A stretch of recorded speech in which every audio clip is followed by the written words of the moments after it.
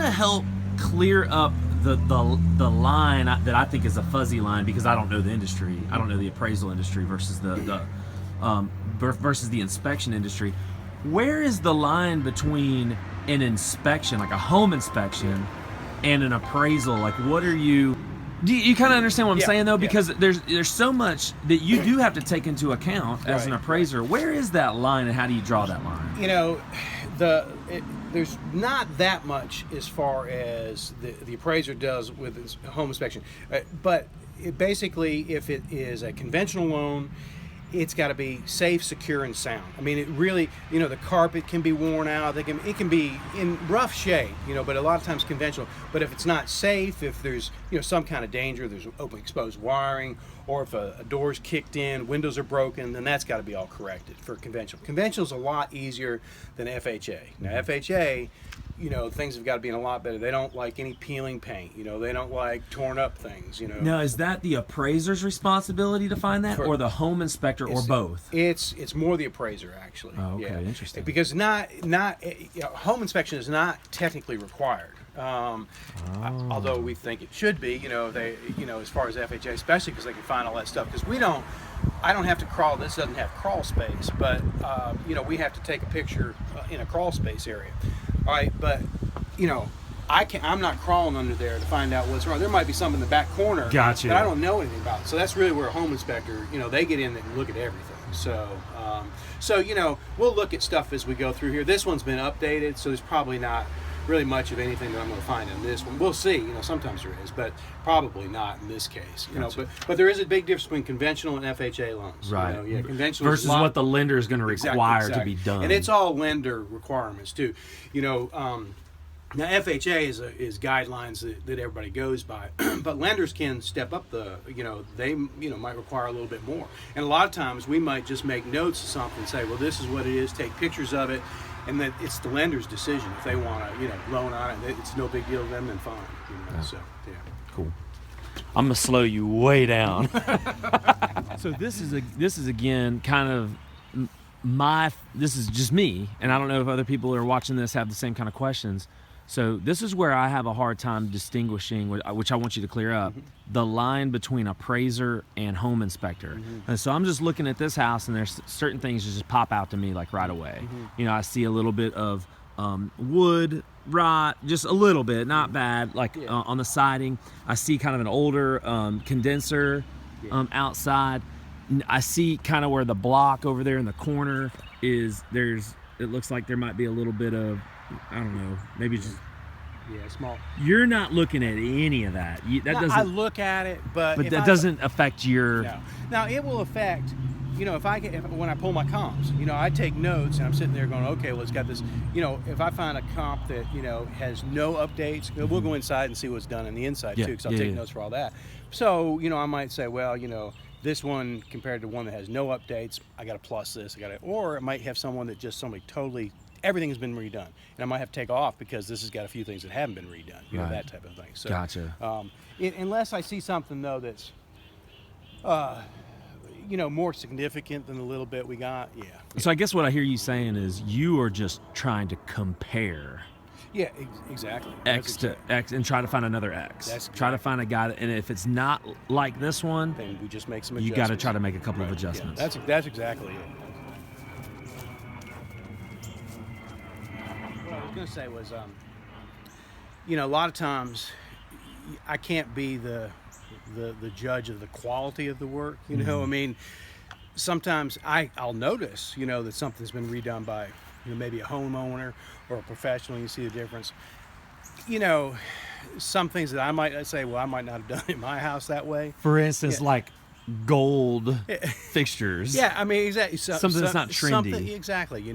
I might make notes of it because it could have an effect on the value, but I can't say, or somebody it's updated. Exactly. They might have gotten a deal on certain light fixtures or something like that. It's updated, and I can mention it's updated. And if it's really, gaudy or something, I can make comment. But it's kind of a fine line. I mean, they're because I've done a lot of stuff where homeowners will fix up their house. Yeah. And, and as long as there's not some kind of structural issue or something, something that's really wrong, then, it's an updated house It's too. updated. So, yeah. Yep. Mhm.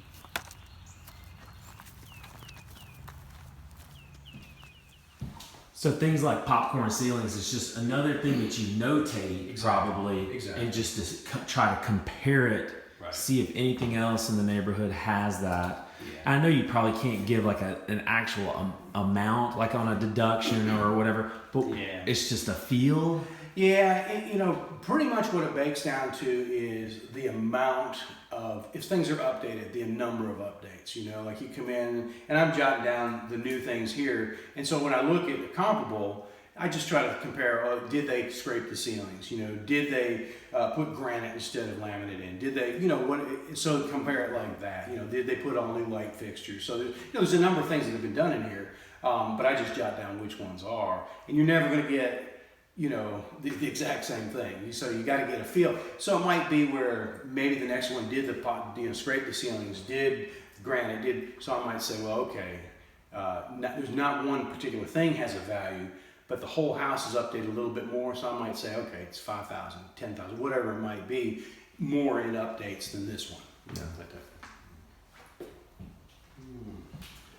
All right, I'm gonna keep wandering through here.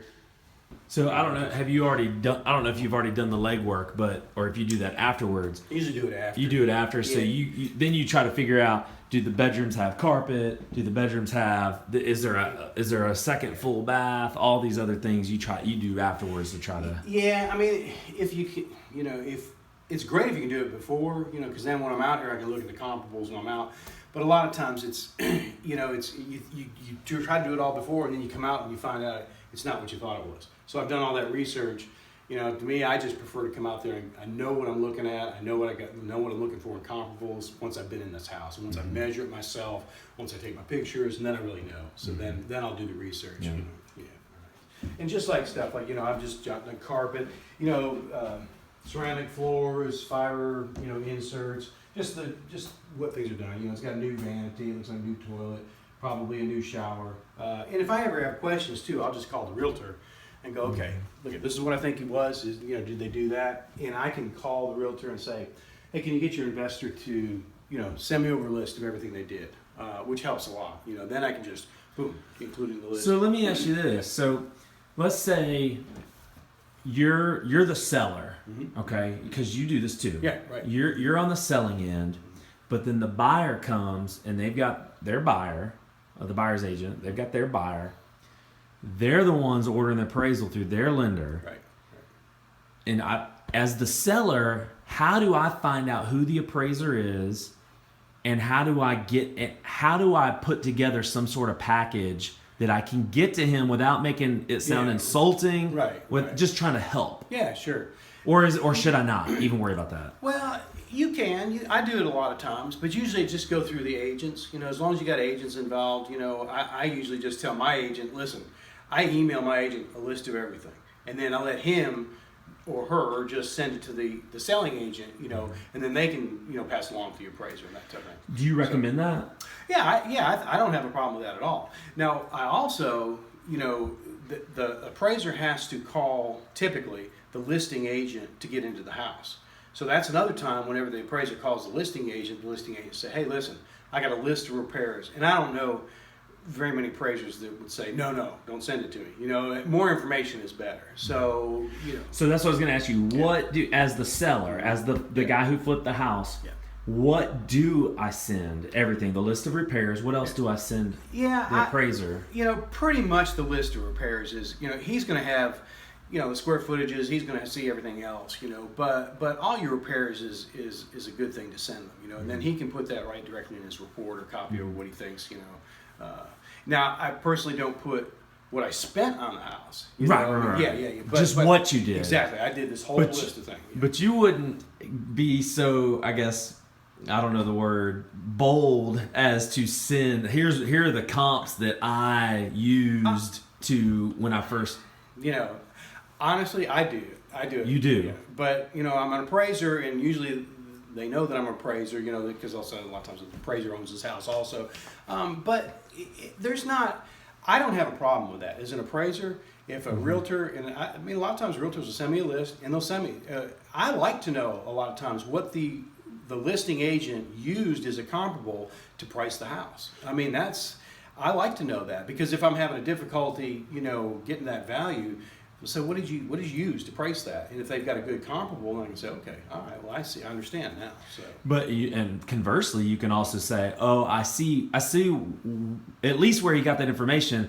Here's why that's wrong. You can at least tell them, no, you can't use that because of X. That's exactly it. That happens a lot. I mean, I'll get information all the time sent from me, and it'll be like the same type thing that you ran into. Somebody might say, okay, I got a 4-bedroom, 2-bath, and they send it to me, and it turns out that 2 of the bedrooms and one of the baths in the basement, so it's not a comparable to what I'm using. That type of thing.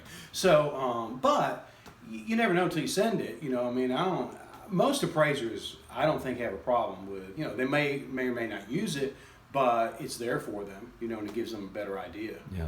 So, yeah. Awesome. This is a 2-hour appraisal. Pretty fun.